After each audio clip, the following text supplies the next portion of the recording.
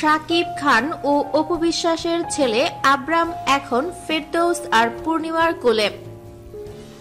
23 জুলাই রোববার সকালে ছবিটি দিয়ে অপু বিশ্বাস ফেসবুকে লিখেছেন, সবার আদরে বড় হচ্ছে প্রিন্স। এখন তারা সবাই ব্যস্ত মহড়া নিয়ে।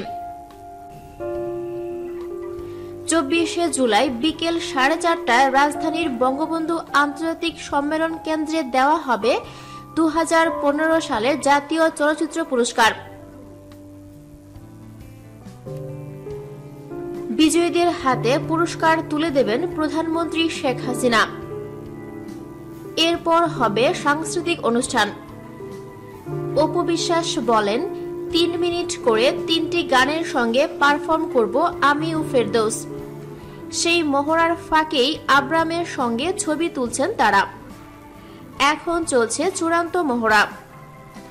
জানা গেছে, এবার পুরো অনুষ্ঠানটি উপস্থাপনা করবেন চঞ্চল চৌধুরী ও পূর্ণিমা। চলচ্চিত্রের বিভিন্ন গানের সঙ্গে নাচে অংশ নেবেন রিয়াজ, পপি, ফেরদৌস, অপু বিশ্বাস, জায়েদ খান, আইরিন, সাইমন ও নিপু।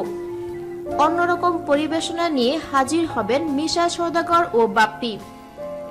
এবার জাতীয় চলচ্চিত্র পুরস্কার প্রদান অনুষ্ঠানটি সমন্বয় করেছেন বাংলাদেশ চলচ্চিত্র শিল্পী সমিতির সভাপতি মিশা সওদাগর, চিত্র পরিচালক কবিরুল ইসলাম রানা, এফডিসি ব্যবস্থাপনা পরিচালক তপন কুমার ঘোষ এবং নৃত্য পরিচালক মাসুম বাবুল।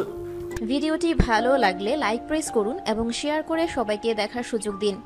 পরবর্তী আপলোড পেতে চ্যানেলটি সাবস্ক্রাইব করে আমাদের সাথে থাকুন। ধন্যবাদ।